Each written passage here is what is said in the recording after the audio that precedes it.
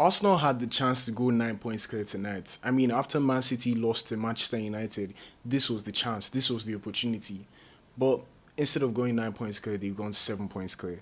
They just drew with Nottingham Forest away, nil-nil, no goals. And you have to say that it's probably a disappointment if you're an Arsenal fan because you were looking at this chance like Nottingham Forest, bottom half of the league. They're probably 16th, you're first. You're in the better form. You should go there and get a result. But unfortunately, Shondash and his defending has stopped Arsenal from getting a result here. So I'm just going to talk about everything, like from the chance to go 9 points clear, City dropping points, Arsenal now dropping points as well. This season has been very interesting in terms of the quality of the Premier League, in my opinion, because it's like nobody wants anything enough. Like there's drop points here, there's drop points there. It's like nobody wants to clinch this thing, like take it and grab it and take it and say, yeah, this is my title. So I don't really know what's happening. But let's talk about the game. I think in the first half, you could see that Arsenal were dominant. But they were toothless. They couldn't score. They were struggling to get any goals. The closest chance we saw was from Gabriel Martinelli. And you have to say that that is not a good finish. On a normal day or another day, maybe you give him the same chance, that cross from Madueke, and the shot would most likely go in. It was unfortunate. It was one of those near misses, but it was the closest chance, really, or one of the closest chances of the game, especially in the first half. But there were no shots on target from either side. So you can say that maybe they were just trying to settle in the first half, and in the second half, we were going to see Arsenal push on and try and get that goal. Which, to be fair, they did try to do, but, unfortunately, they were just not able to do it.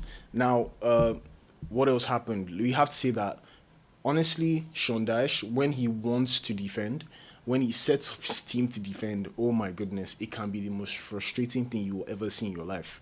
Sean Dyche and defending, I mean, back from his Burnley days, we already knew how he was going to be, and also in his Everton days, now at Forest, you just know that he's going to be ready to defend against you. And Arsenal were looking to get a goal, so it was basically like a low block, sitting back. As some people say, haram football. I don't agree with it, but you have to make sure that you do what you have to do. And getting a draw today must have been good for them because they wouldn't want to lose to Arsenal. Objectively, if you're playing Arsenal as Nottingham Forest, you probably think, oh, if we lose this game, you won't be happy, but like you won't be shocked or disappointed. Yeah, you'll be disappointed, but you won't be shocked. So getting a point today, especially after West Ham also got a win, at least like it's not a 4 point gap again, it's a 5 point gap. So I think Sean Dyche really set up and got the things right. But in the second half, like Saka came on, everything looks like, okay, this team, they really want to get this win now. Obviously, like I said, a chance to go 9 points clear of City that aren't even playing that well. It would have been fantastic for them. But Saka came on and he had a really good chance. And you have to say Matz Sels. Matz Sels to me was the man of the match. I haven't checked some scores, like some ratings apps, and they gave him the highest rating. So he was the man of the match on some apps or some platforms. But that save was beautiful, man. Like, if you're an Arsenal fan, you're probably thinking that was going in, and then he just stops it with, such is life sometimes, Sometimes it's your day, sometimes it's not. And I know Sales has had some bad games this season compared to how he was last season. Last season was definitely maybe the part of the top three goalkeepers in the entire league. Like, he was amazing. He was fantastic. He was like the Belgian stopper. But, he's had his minor mistakes here and there this season. But this game, he showed why he showed the version of himself that he was last season. And that save from Saka's header was quite a good one. And I know that Merino also had a chance later in the game, but he was unable to convert. So, I mean, as an Arsenal fan, this is probably very frustrating, especially because there could have also been a penalty call. I know handled the ball clearly. I personally did not think it was a foul. And I'm saying that only because I thought Gabriel Jesus had a kick at him, and maybe I know could have gotten down, but when I realized that they were not even looking at that, I was like, wait, like, why is that not actually a foul? Like, he handled the ball in the penalty box. Like, he basically stopped it from going out. I know he's my guy. I'm a Nigerian, so I love, and I will always support my Nigerian players. But, I mean, that could have been a pen. I think that was actually a pen. But I think Forest were lucky to get away with it. Arsenal would feel outdone by that because clearly, like, that was a good chance for them to probably get a pen and win the game. And I know a lot of people say, "Oh, Arsenal winning by penalty, winning by own goals." I keep saying this thing, and I'll continue to say it. It doesn't matter how you get your 3 points when you're trying to win a title. It doesn't matter how you're going to get your 3 points when you're trying to survive relegation. You just need to ensure that you get the points. You could score with your chest, you could score with your back heel, you could score with your ear. It doesn't matter how it happens. You just need to make sure that you get your 3 points. And if in that situation they got a penalty and they scored, I know a lot of people say, "Oh, boring Arsenal, only set pieces, only own goals." Like, it doesn't matter. They would be they would be top of the league with 9 points, but unfortunately they were not able to do it. So I think the VAR check was a bit harsh on Arsenal, and I would say that Nottingham Forest were probably very lucky with that decision.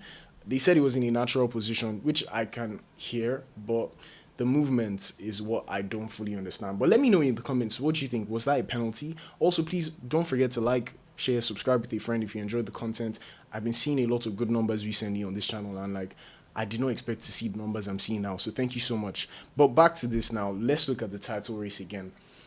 I think this has been a very interesting title race because it looks like somebody has a chance to establish a lead and they just don't take it.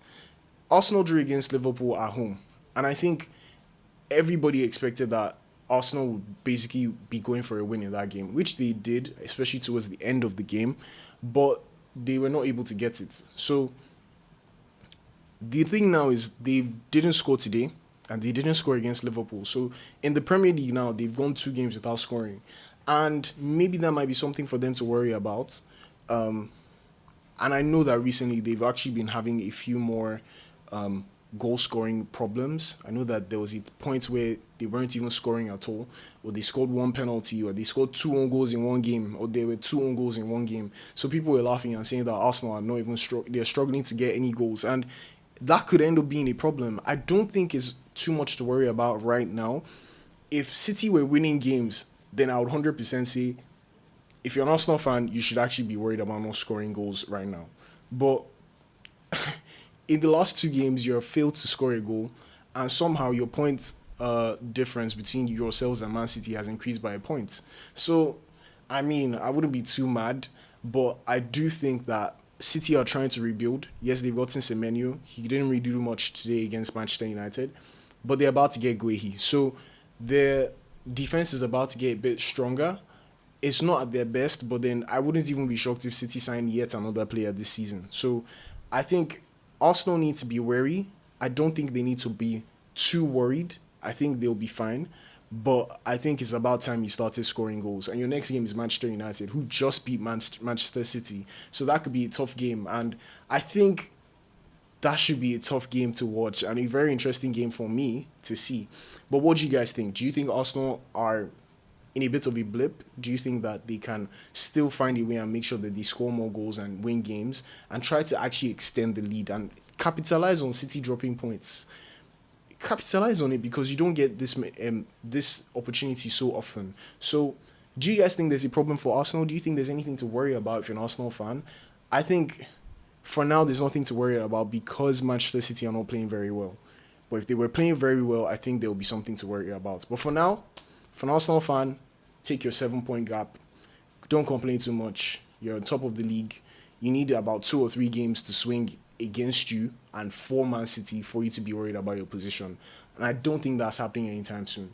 But yeah, I'll see you guys in the next one. Don't forget to like. I would really appreciate it if you do. Share with a friend. Subscribe. Let me know what you think in the comments. And I'll see you guys in the next one. Cheers.